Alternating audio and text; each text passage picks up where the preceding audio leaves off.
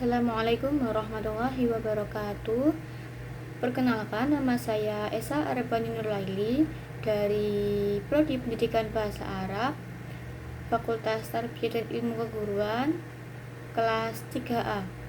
Saya akan menjelaskan jurnal tentang konsep ilmu dalam perspektif pendidikan Islam, telaah filosofis ilmu nafi, dan relevansinya terhadap integrasi kurikulum.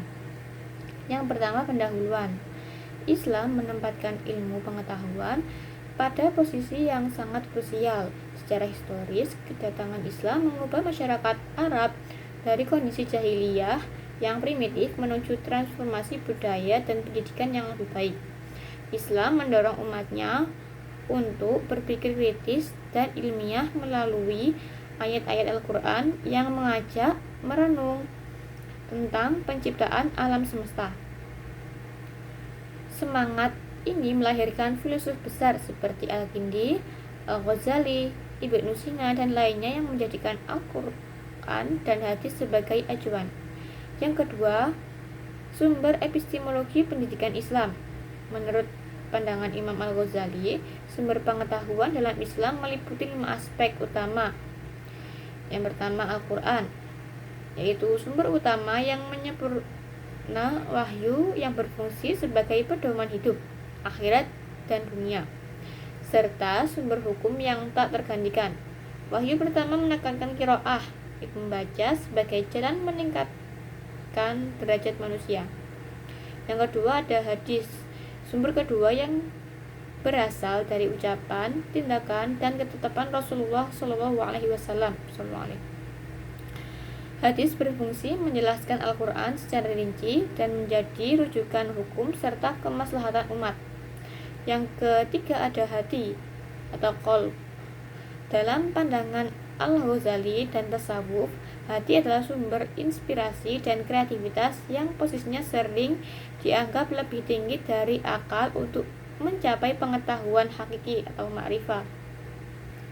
Yang keempat ada rasio atau akal, alat untuk memproses data secara komprehensif dan mengubah informasi indrawi menjadi pengetahuan terstruktur. Potensi akal inilah yang menjadikan manusia sebagai khalifah di bumi. Yang terakhir ada hissi atau panca indera, dikenal sebagai sumber ilmu empiris, pendengaran, penglihatan, dan perasa. Namun, sumber ini memiliki kelemahan karena terbatas dan bisa memunculkan persepsi yang salah jika tidak didukung akal. Yang ketiga ada klasifikasi ilmu pengetahuan.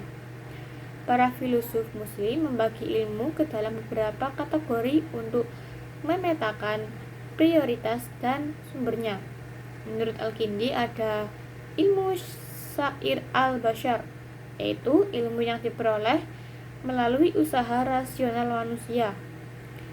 Yang kedua ada ilmu al-rasul, ilmu yang diperoleh melalui wahyu yang yaitu dikhususkan untuk para rasul. Menurut Al-Ghazali ada ilmu syariah, terpuji mutlak, contohnya tauhid dan fikih, dibagi menjadi fardu ain dan fardu kifayah. Yang selanjutnya ada ilmu bukan syariah, dibagi menjadi terpuji, mubah, dan tercela.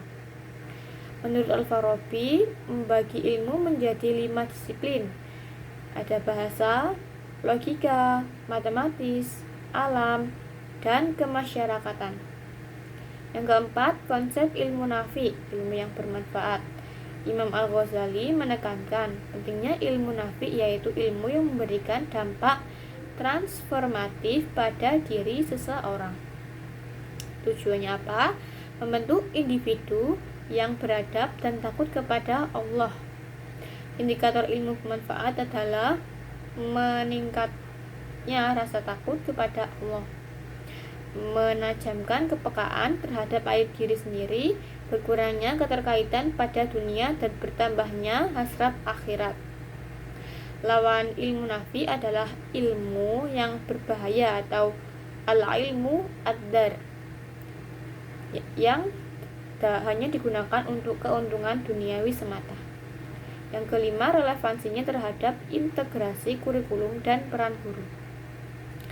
Pendidikan Islam saat ini menghadapi tantangan dikotomi ilmu dan disrupsi digital, sehingga memerlukan pendekatan integratif. Integrasi ilmu yaitu upaya menyatukan ilmu agama dan ilmu umum seperti yang dilakukan oleh UIN melalui paradigma integrasi interkoneksi. Tujuannya menghapus pemisahan karena pada hakikatnya semua ilmu adalah satu kesatuan. Transformasi peran guru PAI. Guru tidak lagi menjadi otoritas tunggal, melainkan fasilitator dan pembimbing spiritual. Pembelajaran harus berpusat pada siswa, relevan secara kontekstual dan menyeluruh, aspek afektif serta psikomotorik, bukan hanya kognitif. Guru harus menjadi teladan moral di tengah arus informasi digital. Yang terakhir ada kesimpulan. Filsafat ilmu dalam pendidikan Islam bertujuan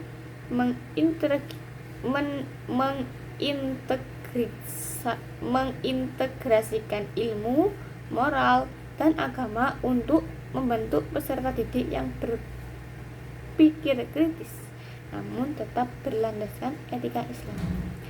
Pendidikan Islam harus responsif terhadap perkembangan zaman dan teknologi tanpa kehilangan jati diri fundamentalnya, demi mencetak generasi yang berilmu, berkarakter, dan bermanfaat bagi peradaban.